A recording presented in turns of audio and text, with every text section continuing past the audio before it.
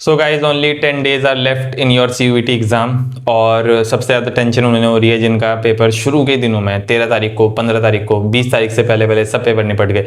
उनको सबसे ज़्यादा टेंशन हो रही है। टेंशन उन्हें भी हो रही है जिनके एक दिन में 3 पेपर हैं, अकाउंट्स, BST, मैथ्स। मैं आपको हमेशा से कहते आ रहा हूँ कि 3 पेपरों की भी तैयारी करके चलो, मॉक टेस्ट 3 देते चलो।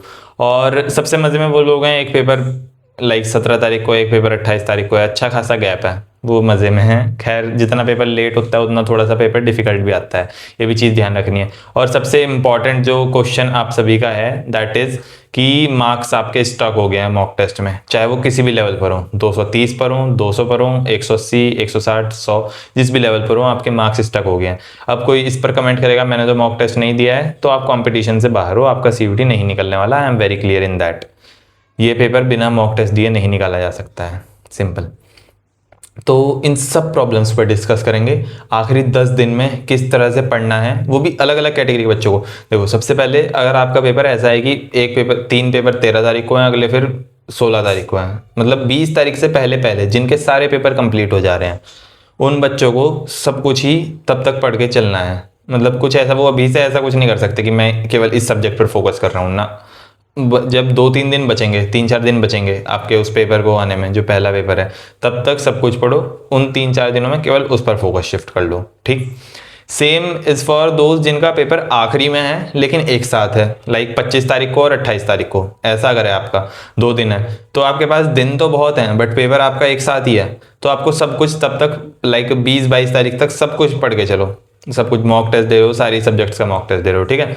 सो और जिनका पेपर ऐसा है कि बीच में काफ़ी गैप है, उनके लिए काफ़ी अच्छी चीज़ है, वो अपने जो पहले पेपर्स हैं उनको तैयार करें। लाइक 16 तारीख को है आपको, मान लो आपका पेपर इंग्लिश और मैथ्स और इकोनॉमिक्स का, तो 16 तक इन 3 पर फोकस। उसके बाद 28 को है मान लो अकाउंट्स और BST का, उसके बाद जो अगले 12 दिन बचे उस पर फोकस। ऐसे करके जो मतलब इन्हीं 3 कैटेगरी में से आप किसी एक में होंगे, इससे बाहर तो कुछ हो नहीं सकता है, ठीक है। तो इसमें से जैसे मैंने बताया उस चीज़ को फॉलो करो। पेपर एक साथ है, शुरू में है, आखिरी में है, या फिर बीच में गैप है, ठीक है। अब आते हैं मॉक टेस्ट पर कि मॉक टेस्ट पर मार्क्स इंक्रीज कैसे करने हैं। तो यार देखो, मार्क्स आपके कट रहे होंगे तो आई एम एक्सपेक्टिंग कि किसी पर्टिकुलर टॉपिक या किसी पर्टिकुलर सब्जेक्ट के किसी चैप्टर में से कट रहे होंगे। सारों को एग्जांपल, चलो पहले इंग्लिश से शुरुआत करते हैं, ठीक है। इंग्लिश में लेट से केवल आपका RC बहुत बढ़िया है, आपका ग्रामर बहुत बढ़िया है, वो कैब खराब हो रहा है। वो कैब ठीक करने का केवल एक रास्ता है, जितना वो कैब कर रहे हो उसे कंटिन्यूसली करते रहो। फोकस इस चीज़ पर करना है, जो वर्ड आपने पहले पढ़ रखा है वो गलत नहीं होना चाहिए। अगर वो गलत हो रहा है इसका मतलब रिवीजन गलत तरीके से कर रहे हो, रिवीजन और अच्छे से करने की ज़रूरत है। बिकॉज आपने जो वर्ड लिख लिया एक बार, वो तो आपका सही हो जाना चाहिए। मतलब आपके सामने ऑप्शंस हैं, आप तब भी ठीक नहीं कर पा रहे हो, समझ रहे हो आप। ऐसा हो रहा है कि वर्ड आया ही बाहर से, उसमें हम कुछ नहीं कर सकते हैं। उसमें केवल एक चीज़ करी जा सकती है कि ज़्यादा से ज़्यादा वर्ड्स कवर करने हैं। यह है ग्रामर की बात।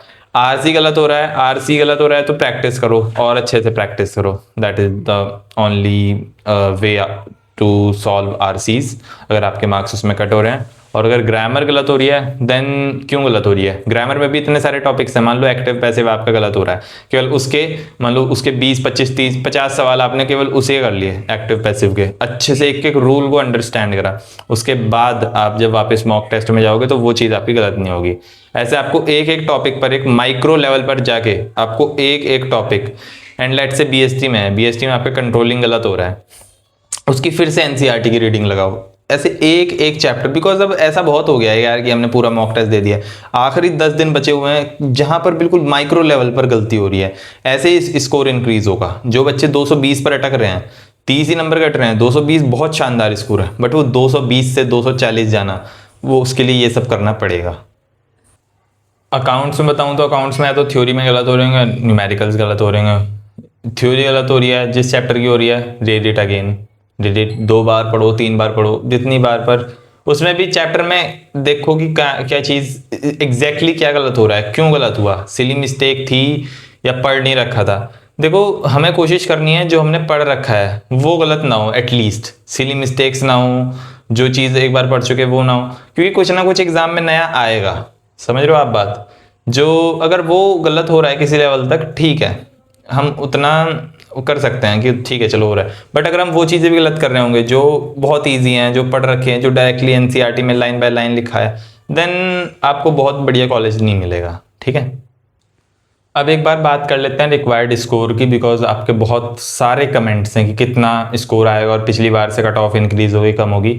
मेरा मानना है कि थोड़ी सी इंक्रीज होगी, पर थोड़ी सी ही होगी, ज़्यादा नहीं होगी।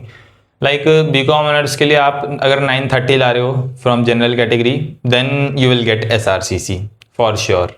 930 से ऊपर जाने का कोई मतलब बैठता नहीं है, इतना कुछ ज़्यादा, इतना अचानक से पढ़ने वाले बच्चे कहीं से नहीं आ गए हैं।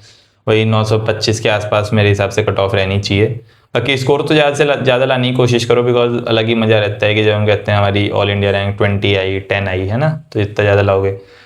और इको ऑनर्स जा सकता है 915 920 तक। 920 भी मुश्किल से ही जाएगा, 915 तक ही रहेगा, 915 920 के बीच में। तो अगर आपके 920 से ज़्यादा आ रहे हैं, then you can be very sure that you will get eco honours SRCC।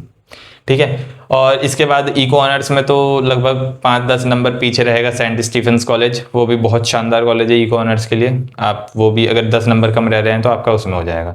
ठीक है। फिर बीकॉम के लिए हमारे पास इसके बाद SRCC के बाद we have Hindu college, Hansraj college, Kirorimal, Ramjas, ऐसे करके हमारे पास नॉर्थ के टॉप कॉलेजेस हैं, वहाँ पर आपको लगभग 850 तक जनरल कैटेगरी से एडमिशन मिल जाएगा।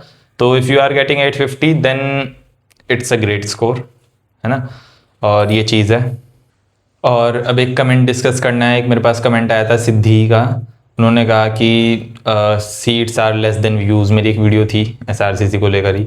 तो हाँ, ये बात तो कंपटीशन बहुत ज़्यादा है, so this is true. And जब आप इसी कंपटीशन में से इसको क्लियर करके निकलोगे तो वो कॉन्फिडेंस भी तो आपको अच्छे खासे लेवल का मिलेगा ना, because it's a life time achievement. आप लाइक अब आप अब एडमिशन लोगे, it's SRCC's 100th year.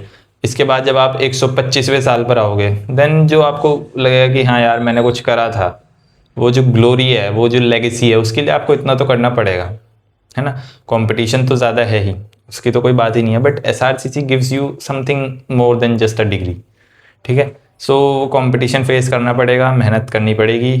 You have still 10 days left and मतलब उनके लिए तो 10 दिन तो हैं ही जिनका सबसे पहले एग्ज़ाम है, और बाकी तो अभी 20-20 दिन भी हैं बच्चों के, 20-25 दिन जिनका मई एंड में एग्ज़ाम। एंड यू आर लकी अगर आपका थोड़ा सा लेट में हो रहा है, बिकॉज आपको एग्ज़ाम किस लेवल का आ रहा है, किस टाइप के क्वेश्चन आ रहे हैं, because paper will be approximately same. कुछ ऐसा बहुत आखिरी में उटपटांग सा या बहुत अजीब सी कुछ नहीं देंगे, सेम सही रहेगा, सेम लेवल रहेगा। हालांकि आखिरी का पेपर थोड़ा सा वी कैन से डिफिकल्ट आता है, थोड़ा सा। ठीक है। And guys as you regularly comment that you will get SRCC, मतलब मैं काफ़ी वीडियोज़ में कहता भी हूँ कि कमेंट करके जाओ, कमिटमेंट करके जाओ कि you will get SRCC 2026। And आप लोग करते भी हैं, मतलब पूरा कमेंट सेक्शन भरा पड़ा रहता है कि I will get SRCC। And I hope, I wish you all the very best कि आप जो मेहनत कर रहे हो, आप बेस्ट कॉलेज अब जो डिज़र्व करते हो आपको मिले। You get SRCC and then will meet in August. अब तो ज़्यादा टाइम भी नहीं बचा है, मई, जून, जुलाई, अगस्त में तो 1 अगस्त को वापस क्लास शुरू हो जाएंगी, मज़े करेंगे। और मैं काफ़ी टाइम से वीडियो नहीं बना पा रहा था, बिकॉज अभी मई में मेरे भी एग्ज़ाम है, मिड जून तक। और या सो मेरे एग्ज़ाम है, बाकी मैं UPSC की तैयारी भी कर ही रहा हूँ। सो उस वजह से मैं काफ़ी टाइम से उतना रेगुलरली वीडियोस नहीं बना पा रहा था। एग्ज़ाम मेन जो चीज़ है वो तो SRCC वाले एग्ज़ाम्स ही हैं DU के, सो that is one reason. But कोशिश यही रहती है कि कंसिस्टेंट रहूँ, शॉर्ट्स बना देता हूँ मैं अभी बीच में, जैसे जो भी क्वेरीज आती हैं कि आपका जो डाउट है उसे शॉर्ट में कवर कर लूँ, है ना। जहाँ पर भी मेरे को लगता है कि हाँ इस पर शॉर्ट बनाई जा सकती है, जहाँ मेरे को लगता है कि ये थोड़ा सा लंबा टॉपिक है, वहाँ उसका मैं रिप्लाई कर देता हूँ, कोशिश करता हूँ रिप्लाई करने की। ज़्यादातर टाइम कर देता हूँ, कभी कभी नहीं भी कर पाता हूँ। So that is one thing. And so here is the video, और I hope you like this video. Make sure you subscribe my channel because it is going to help you and we are just like a family. because कोशिश तो यही रहेगी कि SRCC में आए, SRCC नहीं भी हुआ तो भी Delhi university is like great. आप वहाँ पर कोई से भी कॉलेज में आओगे तो बढ़िया ही रहेगा, स्पेशली नॉर्थ कैंपस में। So that's it and we'll meet in next video and after 3 months in SRCC. So thank you. जय हिंद।